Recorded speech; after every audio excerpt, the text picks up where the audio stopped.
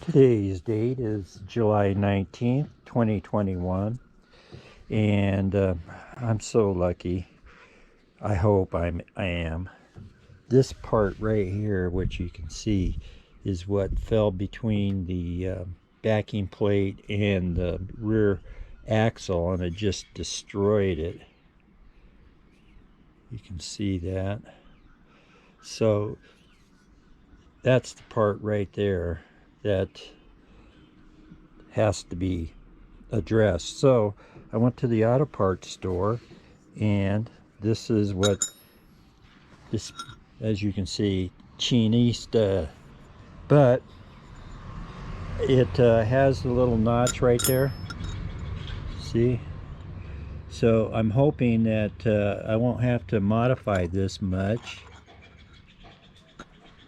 You know, right there, that matches up. Here, let me put this on top. So when I line that up right there, the length from this point to this point's the same, which is the thing I'm concerned about.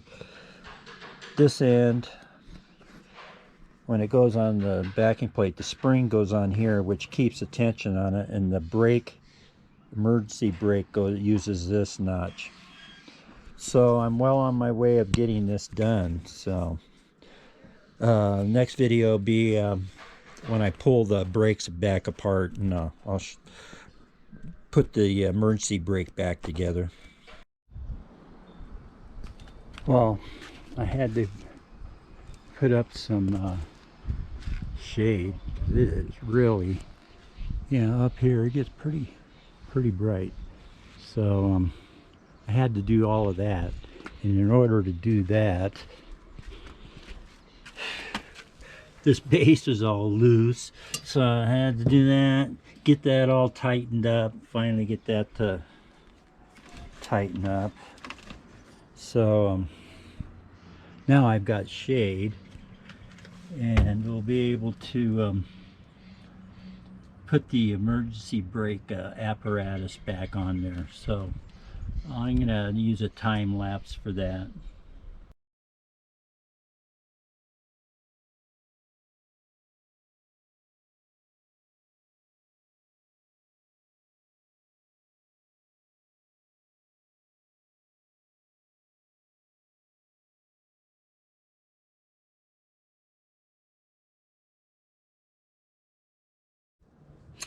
Okay, so everything is off of the brakes. Everybody says, a lot of people say you need to lubricate these places there, but what I think I found is that when you lubricate those, it attracts dirt, because this has got quite a few miles on it. It was relatively clean, and you don't see any grease or anything there as a lubricant. So I guess that's just, even on these joints, everything was just really clear. Of course, it's a California car, but anyway, and it only gets driven 5 miles a week. A lot of that could be contributing, but in any case, this is the way it's laid out. This is the bar that got destroyed, that one, and that the emergency brake lever works on this and pushes on both shoes. It forces that one out because it's tight up here at the top of this shoe, and then that one, and that expands it out to lock it, and then the springs release it. So this right here, all this mechanism right here, is to ratchet the it's an automatic adjustment thing here. See, in this little chingadera there, right there, all of this assembly is all about, see how it's worn right there? Well, that wear, so the purpose of that insert there is to position it on the shoe, And then there's two different size springs. This one is the larger one, and this is the smaller one. That's the difference, because this spring here, that's what these do. This right here holds the shoe to the backing plate. That's about it. That's the only thing holding the shoes to the backing plate. Then everything else is suspended pretty much within the drum. So it's just hanging. It's hard. It's not hanging from, everything is in a spring tension. You can see all the different springs, you know. See how that one's different. These two are matched, but this, the bottom, this mechanism right here is working against this pin right here. So this spring has really got a lot of tension compared to these, and that operates this ratcheting mechanism. And the problem is, you can't just, you know, remove that. There's no hole or anything there to be able to make an adjustment. Like on some of the earlier cars, there was a hole there, so they didn't have quite this sophisticated of a brake adjustment system. But when you look at these pads, look how thin those are. My goodness, it's a good thing I don't drive much. The old ones I'm taking off are a lot bigger than that. So anyway, I'm going to get to putting this on here. I got to get the car out of the driveway. Well, I got this last spring to put on. It goes right here. I don't know how well you can see it. That's what holds the, I don't want to pull it away, but so anyway, these springs, you know, God, I guess when you're a septuagenarian, it seems like it takes a lot of effort to put these guys on. So anyway, this ratcheting mechanism is all in, and I got the new bar for the emergency brake in, so we're in pretty good shape on this side. The other side's in fine condition, so I still got to put this on. So I'm going to go on time lapse.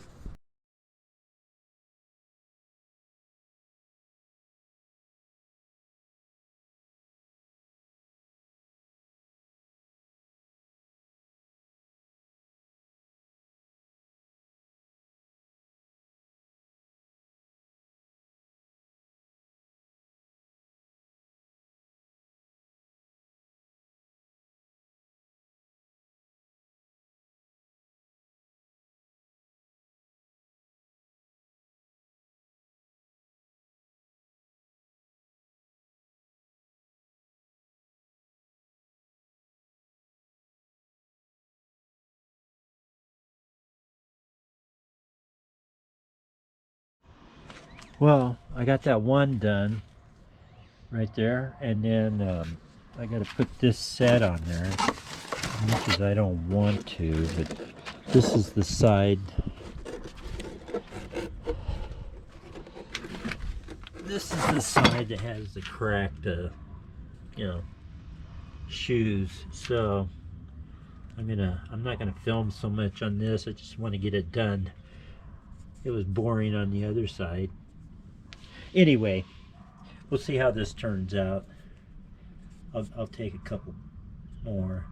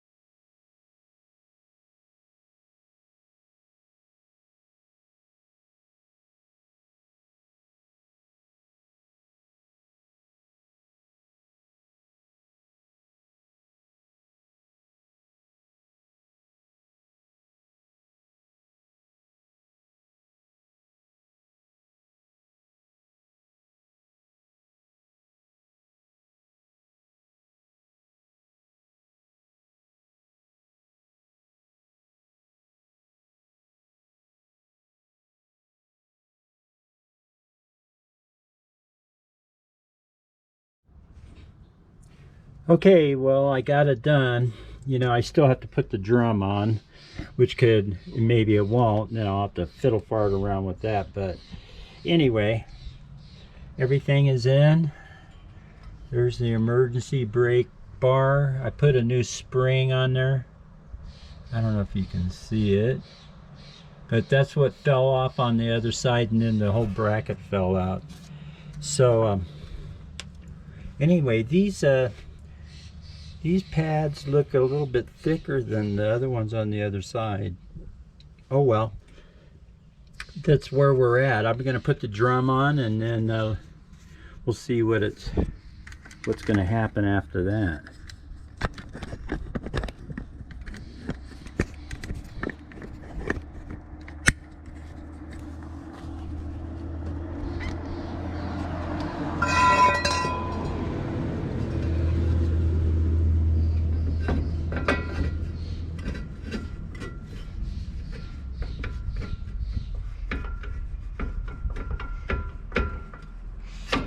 Yeah.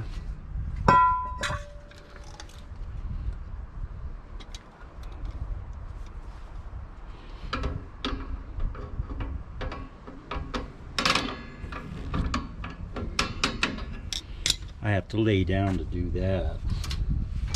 Oh well. Good segue.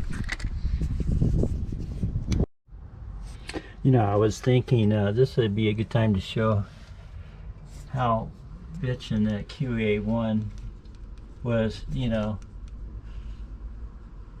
the pinion angle adjustment there. Look how close that is for you know, they said it was made for an El Camino. Look at that, it sure was. The only thing that I'm thinking about doing is making a new bracket right here. This new bracket, I want to raise this about 2 inches, maybe 3 inches. The shock is pretty much maxed out. And here's another cool thing: you can adjust the rate. It absorbs the shock and its rebound and all of that. I don't know how well you can see that, those knobs, but so I'm going to be making new brackets here, so this extend up a couple more inches. I kind of like to have the